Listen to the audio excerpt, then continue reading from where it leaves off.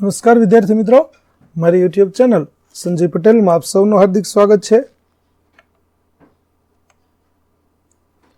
મિત્રો, આજના વિડીયોની અંદર આપણે ધોરણ 6 વિષય છે ગુજરાતી પલાશ, જેનો પાઠ 12મો, જેનું નામ છે અપરાજય.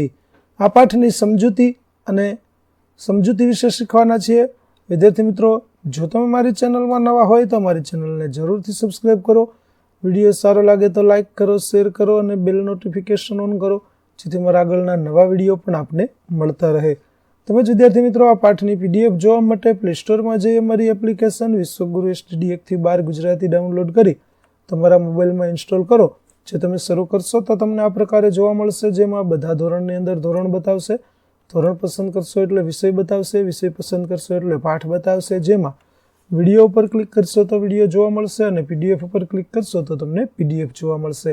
તો આશા રાખું છું અમારી એપ્લિકેશન આપ સૌને ગમશે. જરૂર ડાઉનલોડ કરજો, જે એકદમ ફ્રી છે. કોઈ પણ પ્રકારના ચાર્જ વગર તમે વિડીયો અને PDF જોઈ શકશો. તો ચાલો મિત્રો, હવે આપણે શરૂ કરીએ પાઠ 12મો અપરાજય. સૌપ્રથમ લેખકનો પરિચય મેળવીએ તો પાઠના લેખક છે ધ્રુવ ભટ્ટ. ધ્રુવ ભટ્ટ આપણી ભાષાના જાણીતા નવલકથાકાર અને કવિ છે. તેમણે તત્વમસી, સમુદ્રાંતિકે અને અગ્નિકન્યા જેવી નવલકથાઓ લખી છે. ગાય તેના ગીત તેમનો કાવ્ય સંગ્રહ છે. તેમને તત્વમસી માટે કેન્દ્રીય સાહિત્ય અકાદમીનો પુરસ્કાર પ્રાપ્ત થયો છે. તો આમ ધ્રુવ ભટ્ટ છે, તેણે તત્વમસી, સમુદ્રાંતિકે અને અગ્નિકન્યા જેવી નવલકથાઓ લખી છે. તેમજ ગાય તેના ગીત નામે એક કાવ્ય સંગ્રહ પણ લખેલો છે. તત્વમસી માટે તેમને સાહિત્ય અકાદમીનો પુરસ્કાર પણ આપવામાં આવ્યો છે. અપરાજય એકમ ધ્રુવ ભટ્ટની નવલકથા અગ્નિકન્યાનો અંશ છે, જેમાં અભિમન્યુના પરાક્રમની ગાથા વણી લેવામાં આવી છે. અભિમન્યુની વીરતા આપણને પ્રેરણા આપે છે. પાઠની ભાષા ઘણી જ રોચક છે. તો ચાલો મહાભારત કાળની અંદર ડોકિયું કરીએ અને મહાભારતના યુદ્ધની અંદર અભિમન્યુનું પરાક્રમ છે તે કેવું હતું તેના વિશે ધ્રુવ ભટ્ટના શબ્દોમાં જોઈએ કે જે તેણે રોચક શબ્દોની અંદર વાતો કહી છે. ચાલો આપણે માણીએ. 13મા દિવસે સવારે શત્રુઓએ અર્જુનને યુદ્ધ માટે પડકાર ફેંક્યો અને તેણે રણભૂમિના દક્ષિણ છેડે ખેંચી ગયા. તો મહાભારતનું યુદ્ધ છે તે શરૂ થઈ ગયું અને આજે યુદ્ધનો 13મો દિવસ છે. ત્યારે શત્રુઓ એટલે કે દુશ્મનો છે તે અર્જુનને પડકાર ફેંકી અને તેને રણભૂમિ એટલે કે યુદ્ધનું જે મેદાન છે તેના દક્ષિણ છેડે એટલે કે બીજી તરફનો જે છેડો હતો તે બાજુ લડતા લડતા અર્જુનને લઈ જાય છે. આ તરફ દ્રોણે કૌરવ સૈન્યને કમળ આકારમાં ગોઠવ્યું.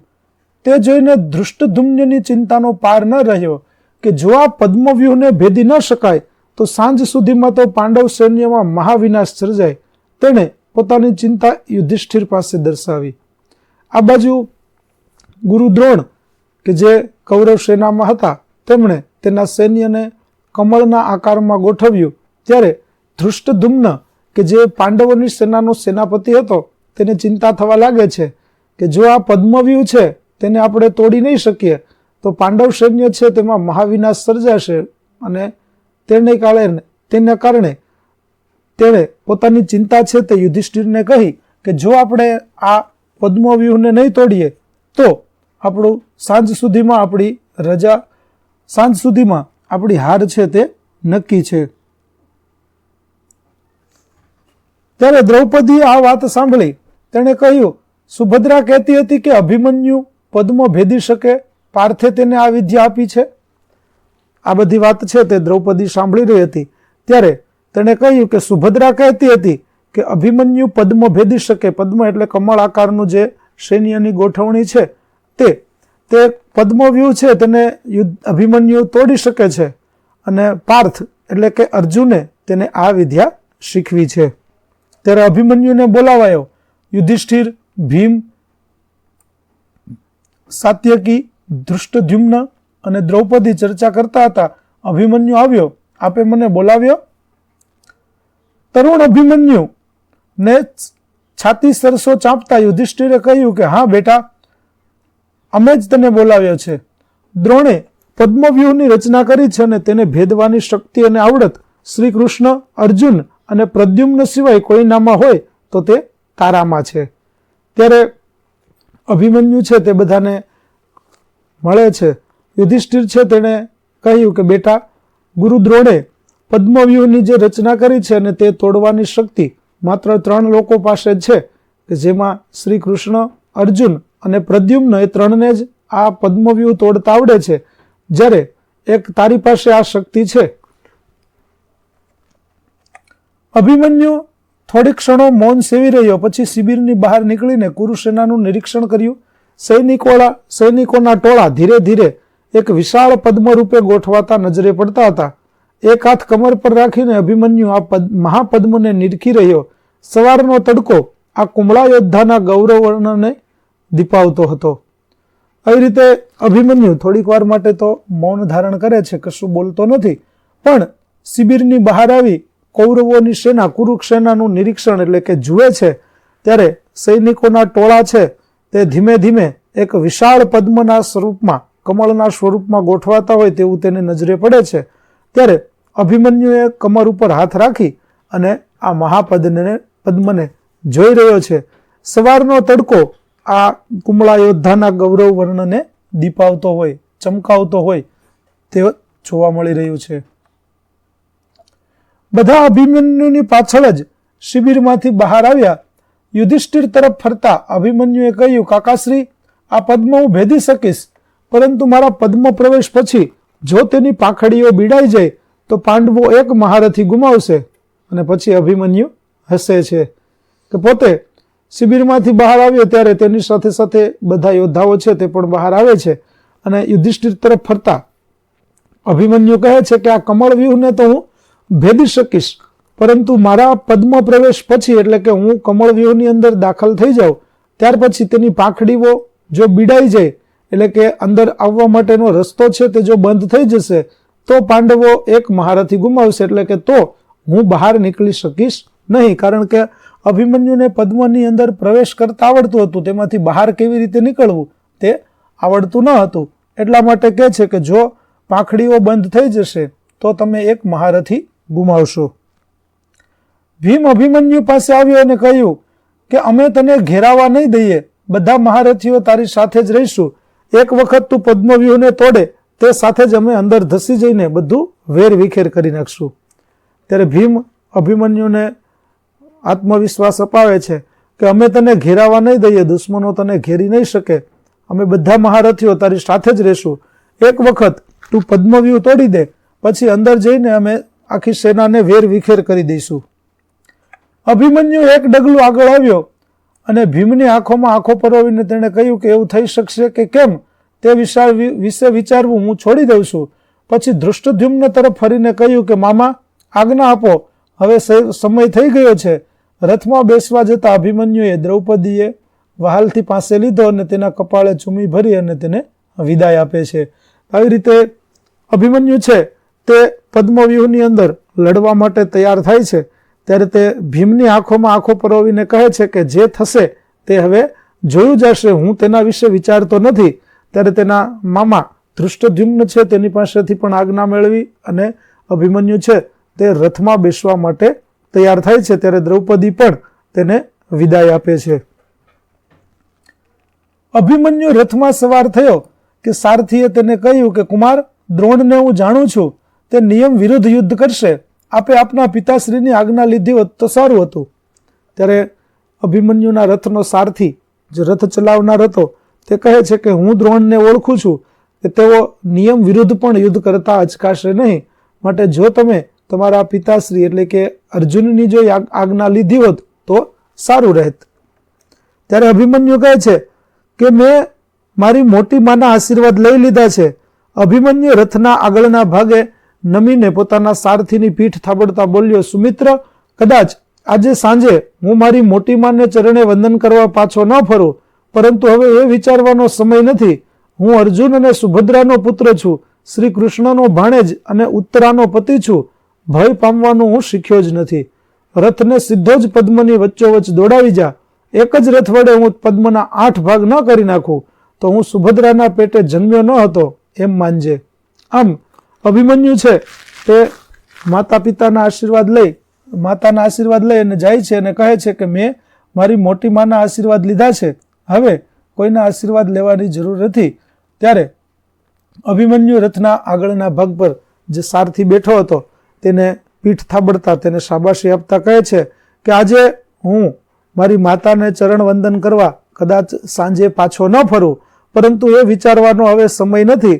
હવે તો યુદ્ધ કરવાનું જ છે અને યુદ્ધ કરીએ છૂટકો છે. હું અર્જુન અને સુભદ્રાનો પુત્ર, શ્રી કૃષ્ણનો ભાણેજ અને ઉત્તરાનો પતિ છું. હું ભય પામવાનું એટલે કે ડરતા યુદ્ધમાંથી પાછા પડતા ક્યારેય હું શીખ્યો જ નથી. માટે હે સારથી, આપણા રથને પદ્મની બરાબર વચ્ચે દોડાવી જા અને હું એક જ રથ વડે પદ્મના 8 ભાગ ન કરી નાખું તો હું સુભદ્રાના પેટે જન્મ્યો ન હતો એમ માનજે. આવી રીતે અભિમન્યુ છે તે પોતાના પરાક્રમનું વર્ણન કરતા પદ્મની અંદર પ્રવેશ કરે છે. અભિમન્યુના રથને લગોલગ સાત્યકી, ભીમ, યુધિષ્ઠિર, સહદેવ, નકુળ, કૈકેયી બંધુઓ અને ધૃષ્ટકેતુના રથ અતિ વેગપૂર્વક રણભૂમિ તરફ દોડ્યા. ઢોળા ઉપર ઉભો રહીને દ્રૌપદી કુમાર અભિમન્યુને જતો જોઈ રહી.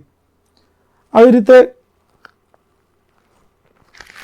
અભિમન્યુના રથની લગોલગ એટલે એકદમ નજીક બીજા પાંડવ સેનાના યોદ્ધાઓ છે, તેમના રથો છે તે પણ ચાલી રહ્યા છે અને તે પણ વેગથી રણભૂમિ યુદ્ધના મેદાન તરફ દોડતા જઈ રહ્યા છે. એક ઊંચા ઢોળા ઉપર ચડીને દ્રૌપદી કુમાર અભિમન્યુ જે લડવા જઈ રહ્યો છે તેને જોઈ રહી છે. અભિમન્યુ વીજળી સમી ગતિથી પ્રથમ હરોળ પર ત્રાટક્યો. જે કાર્ય પૃથ્વી પર માત્ર 4 જણા કરી શકતા, જે કાર્ય દેવો માટે પણ કઠિન ગણાતું, જે પદ્મને ભેદવા સ્વયં ઇન્દ્ર પણ સમર્થ નહોતા, તે પદ્મને આ તરુણે સ્વયં દ્રોણની હાજરીમાં ક્ષણ માત્રમાં ભેદી નાખ્યું. દ્રોણના ગર્વના ચૂરે ચૂરા થઈ ગયા. દ્રૌપદીની આંખો આંસુથી છલકાઈ ગઈ. સમુદ્રનું મોજું છીછરા ટાપુ પર ફરી વળે તેમ અભિમન્યુ કૌરવ પર છવાતો ચાલ્યો. દ્રૌપદીનો આનંદ લાંબો સમય ન ટક્યો. આમ જેમ વીજળીનો ચમકારો થાય અને વીજળી થોડી જ વારમાં અદ્રશ્ય થઈ જાય, એવી રીતે વીજળીની ગતિથી અભિમન્યુ પ્રથમ હરોળ પર ત્રાટકે છે. જે કામ પૃથ્વી ઉપર માત્ર 4 જ જણા કરી શકતા હતા, દેવો માટે પણ જે કામ મુશ્કેલ હતું, એવું પદ્મ ભેદવાનું કામ કે જે સ્વયં દેવરાજ ઇન્દ્ર છે તે પણ તોડવા માટે સમર્થ નહોતા, તે પદ્મને તોડવાનું કામ અને તે પણ ગુરુ દ્રોણની હાજરીમાં આ એક નવયુવાને કરી બતાવ્યું અને દ્રોણના ગર્વના ચૂરેચૂરા કરી નાખ્યા. આમ આ દ્રશ્ય જોઈ અને દ્રૌપદીની આંખો આંસુથી છલકાઈ ગઈ. જેમ સમુદ્રનું મોજું છીછરા ટાપુ ઉપર ફરી વળે તેમ કૌરવ સેનામાં અભિમન્યુ છે તે સવાતો આગળ ચાલતો જાય છે, પરંતુ દ્રૌપદીનો આ આનંદ લાંબો સમય ટકતો નથી. અભિમન્યુની પાછળ જતા ભીમ સહિત તમામ યોદ્ધાઓને જયદ્રથે રોકી લીધા અને પદ્મ ફરી યથાવત બીડાઈ ગયું. ઘડી પહેલા ચૂમેલું નાનકડું મુખ ફરી જોવા નહીં મળે એ સમજતા દ્રૌપદી શોક, શરમ, દુઃખ અને અસહાયતાના ભાર તળે દબાઈ ગઈ. જે અભિમન્યુએ કહ્યું હતું કે હું પદ્મની અંદર પ્રવેશ કરી શકીશ, પરંતુ પાછો નહીં નીકળી શકું. જો પદ્મ બંધ થયું તો પાંડવો એક યોદ્ધા ગુમાવશે. અને બને છે પણ એવું કે ભીમ સહિત તેની સાથે જે યોદ્ધાઓ આવી રહ્યા હતા તેને જયદ્રથે એકલા હાથે રોકી લીધા અને પદ્મ છે તેની પાંખડીઓ બીડાઈ જાય છે, પદ્મ ફરી બંધ થઈ જાય છે. થોડી વાર જ પહેલા જે અભિમન્યુનું માથું ચૂમીને દ્રૌપદી છે તે ખુશ હતી, તે દ્રૌપદી હવે શોક, શરમ અને દુઃખ અને અસહાયતાના ભાર તળે દબાઈ જાય છે. આ તરફ અભિમન્યુ પાછળ જોયા વગર આગળ વધતો રહ્યો. એક પછી એક ચક્રાકાર પાંખડીઓ પાર કરતો તે પદ્મ મધ્ય આવી પહોંચ્યો. તેનો પ્રતાપ વધતો ચાલ્યો. તેણે દુર્યોધનના પુત્રને માર્યો ત્યારે દુર્યોધનનો ક્રોધ કાબુમાં ન રહ્યો. આવી રીતે અભિમન્યુ લડતા લડતા આગળ પાછળ જોયા વગર પોતે આગળ વધતો જાય છે. ચક્રાકાર પાંખડીઓ છે તેને કાપતા કાપતા તે પદ્મની બરાબર મધ્યમાં આવી પહોંચે છે અને તેણે દુર્યોધનના પુત્રને પણ માર્યો અને તેના કારણે તે ખૂબ જ ગુસ્સે થાય છે. મારો આ છોકરાને જીવતો ન જવા દેશો. ગુરુ દ્રોણ, તમે મને વચન આપ્યું છે કે એક પાંડવ મહારથીને તમે મારશો, આને કોઈ પણ ઉપાય હણી નાખો. આમ દુર્યોધન છે તે કહે છે કે આ છોકરો છે તેને આજે જીવતો ન જવા દેશો. તમે મને વચન આપ્યું હતું કે તમે પાંડવોમાંથી એક મહારથીને મારશો. દ્રોણે યુદ્ધના તમામ નિયમો અને માનવતાના તમામ નિયમો મૂલ્યો એક બાજુ મૂકીને કૃપાચાર્ય, બૃહદ્દલ, કૃતવર્મા અને કર્ણને એક સાથે અભિમન્યુ પર ધસી જવાનો આદેશ આપ્યો અને પોતે પણ તેમાં જોડાયા. આમ યુદ્ધના નિયમ પ્રમાણે એક યોદ્ધા સામે એક જ યોદ્ધા લડી શકે તેવો નિયમ હોય છે, પરંતુ અહીં ગુરુ દ્રોણ છે તેણે માનવતાના તમામ મૂલ્યો છે તેને એક બાજુ મૂકી અને 5 યોદ્ધાઓ છે તે તેમની સામે એકલા અભિમન્યુ સામે લડવા માટે જવાનો આદેશ આપે છે અને પોતે પણ તેમાં જોડાય છે. જયદ્રથ પણ ત્યાં આવી પહોંચ્યો. તેણે કહ્યું કે પાંડવો પદ્મમાં પ્રવેશી શક્યા નથી. ત્યારે જયદ્રથ છે તે પણ આવી અને સૂચના આપે છે કે પાંડવો અંદર આવી શક્યા નથી. બાળક અભિમન્યુએ જયદ્રથનું વચન સાંભળ્યું. પદ્મમાં પોતે એકલો જ છે તે જાણ્યા પછી આખરનું યુદ્ધ કરવા તે સજ્જ થયો. ઘડીભર યુદ્ધ થવી ગયું. ભૂખ્યા જરખના ટોળા વચ્ચે ઘેરાઈ ગયેલો અશક્ત ઘાયલ વાઘ એકાદ જરખને હણી નાખીને માર્ગ કરવા તૈયાર થાય તેમ અભિમન્યુએ એક પછી એક 6 મહારથીઓ પર દ્રષ્ટિ કરી અને અંતિમ યુદ્ધ માટે શસ્ત્રો ઉઠાવ્યા. પરંતુ 6 મહારથીઓ એક સાથે હુમલો કરી તેને શસ્ત્રવિહીન અને રથવિહીન કરી નાખ્યો. નિશસ્ત્ર બાળકને ભૂમિ પર પાડી નાખીને તેનો વધ કર્યો. આવી રીતે 6 યોદ્ધાઓએ એક સાથે મળી અને અભિમન્યુને હણી નાખે છે. પણ અભિમન્યુને જ્યારે ખબર પડી કે પાંડવો પદ્મવ્યૂહમાં પ્રવેશી શક્યા નથી, ત્યારે તેણે નક્કી કર્યું કે હવે એક છેલ્લું યુદ્ધ ખેલવાનું છે અને થોડી વાર માટે યુદ્ધ થંભી જાય છે.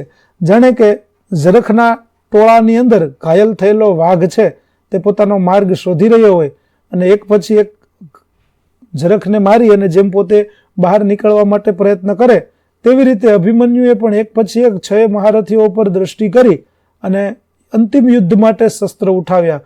પરંતુ 6 મહારથીઓનો એક સાથે હુમલો છે તે અભિમન્યુ સહી શકતો નથી અને શસ્ત્રવિહીન અને રથહીન અભિમન્યુ છે એ નિશસ્ત્ર બાળકને ભૂમિ પર પાડી અને તેનો વધ કરવામાં આવે છે. દુર્યોધને ઉત્સાહમાં આવી અને શંખનાદ કર્યો. વિષાદગ્રસ્ત દ્રૌપદી આ શંખ ધ્વનિને સાંભળી ઊભી થઈ ગઈ. અર્જુન અભિમન્યુના શોકમાં યુદ્ધ ત્યાગ કરીને ચાલ્યો ન જાય તે જોવાનું તેના શિરે હતું. પુત્ર વિયોગના દુઃખને દબાવીને તે અર્જુનના પાછા ફરવાની રાહ જોવા લાગી. આવી રીતે દ્રૌપદી છે તેણે શંખનો ધ્વનિ એટલે કે શંખનો અવાજ સાંભળ્યો અને તેના કારણે તે ઊભી થઈ જાય છે.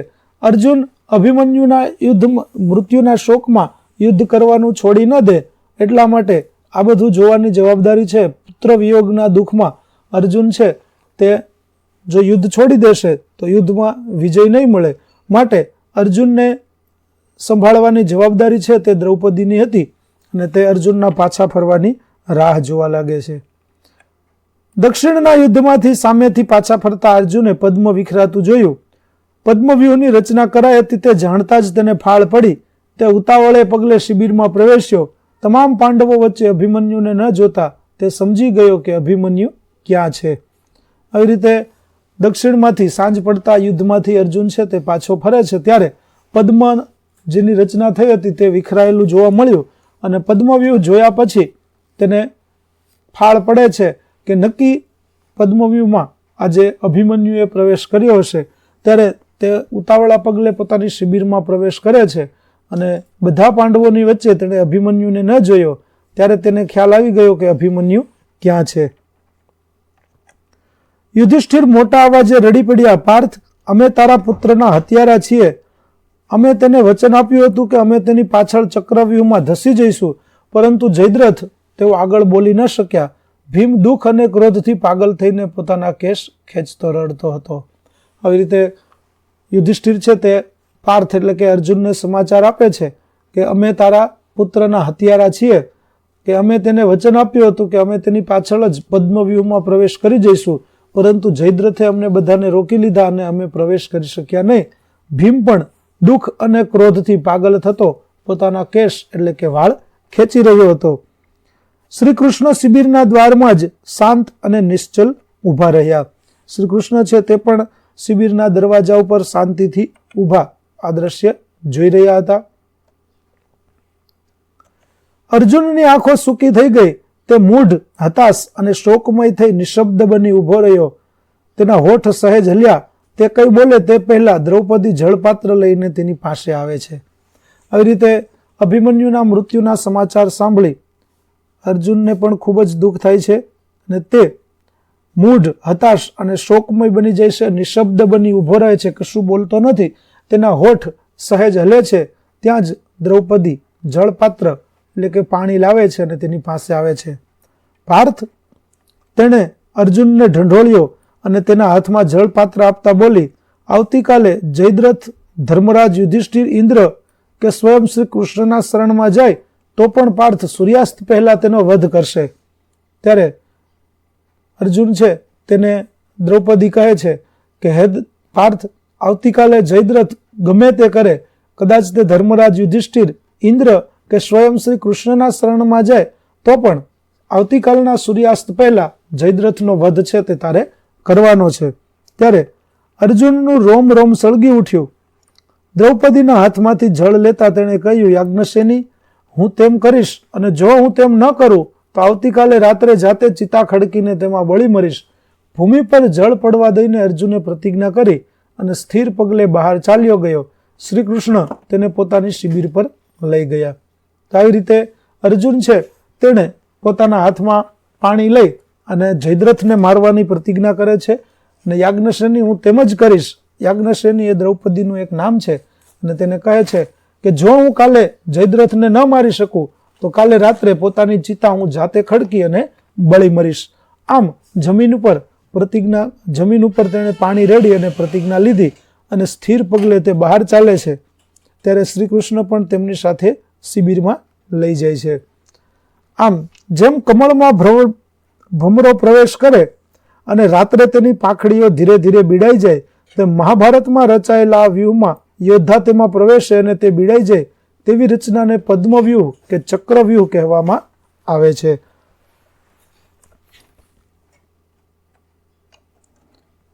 ત્યાર પછી શબ્દાર્થ જોઈએ તો સામર્થ્ય એટલે બળ, શક્તિ, પ્રતાપ, તાકાત.